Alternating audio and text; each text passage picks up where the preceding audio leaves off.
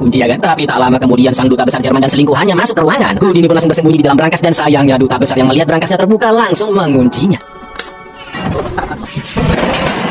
1 jam telah berlalu dan para penonton mulai ricuh minta lemari dibuka paksa karena khawatir dengan kondisi Houdini. Di saat yang sama satu-satunya cara yang bisa Houdini lakukan adalah dengan mengingat pengaturan kunci brankas dari gigi ke gigi, mesin ke mesin sampai akhirnya brankas pun berhasil dibuka. Houdini langsung berlari ke gedung pentas memberikan salinan perang ke William, lalu muncul dari belakang penonton tepat ketika lemari sudah dibuka.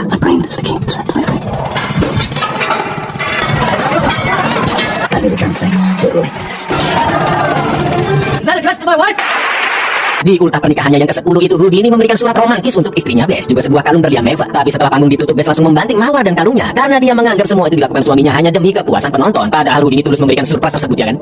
Setelah itu mereka diundang ke pesta Lady Butler, pelukis ternama di zamannya. Dengan sengaja Bess memanas-manasi Houdini yang sedang ngobrol asik bersama emak-emak sultan dengan cara mencium pria lain yang tentunya itu membuat hati sang pesulap tersohor hancur. I thought I was just a woman who put in a trunk when you felt like it. Setelah berbaikan dengan Bess, keesokan harinya Houdini sangat kagum melihat pesawat di langit. Yang for your information aja lho, di tahun itu penerbangan komersial pertama baru diluncurkan. Houdini, Bess, dan Jim pun pergi menuju Australia dengan pesawat, lalu kembali ke Amerika pada tahun 1914 untuk melanjutkan pertunjukannya. Tapi sayangnya, orang-orang sudah mulai bosan dengan trik Houdini, bahkan jumlah penonton semakin berkurang. Selain itu, pada tahun tersebut masyarakat mulai beralih menonton film yang dinilai lebih menghibur daripada sekedar menonton pertunjukan sulap yang itu saja. Anda semua pasti sudah tidak asing dengan nama Charlie Chaplin ya kan? Ya, dia ini pesaing barunya Houdini karena terancam mendapatkan teater yang lebih kecil. Houdini pun muter otak gimana caranya namanya bisa naik kembali. Dan akhirnya dia mendapatkan ide brilian untuk membawa pertunjukan keluar dari teater, yaitu dengan menjatuhkan diri ke dalam lubang es seperti yang sudah kalian lihat di awal film. Saat Houdini sudah merasa buntu dan pasrah dengan kematiannya, tiba-tiba dia melihat sosok ibunya yang membantunya keluar dari sana. Houdini guided my mother's voice to safety. Tidak cukup sampai di situ, Houdini kembali menggemparkan masyarakat dengan aksinya di tengah kota. Dia memakai jaket pengekang RSJ digantung terbalik sampai atas gedung, mengejek-ngejek Charlie Chaplin yang hanya bisa bertingkah konyol. Dan akhirnya jaket pun terlepas meskipun bahunya harus terkilir.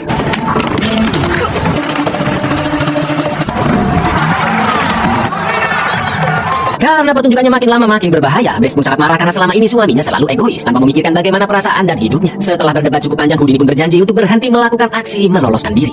Di penampilan selanjutnya, sesuai janji kepada sang istri, Houdini akan menunjukkan bagaimana gajah seberat 10.000 pon atau sekitar 4.500 kg bisa menghilang dengan menggunakan kekuatan pikiran. Tak lama kemudian para kru sulap datang membawa kain super besar. Mereka menutupi Houdini yang sedang menaiki gajahnya, lalu dibuka lagi, ditutup lagi, dibuka, dan buff, hilang dong. Gimana caranya coba?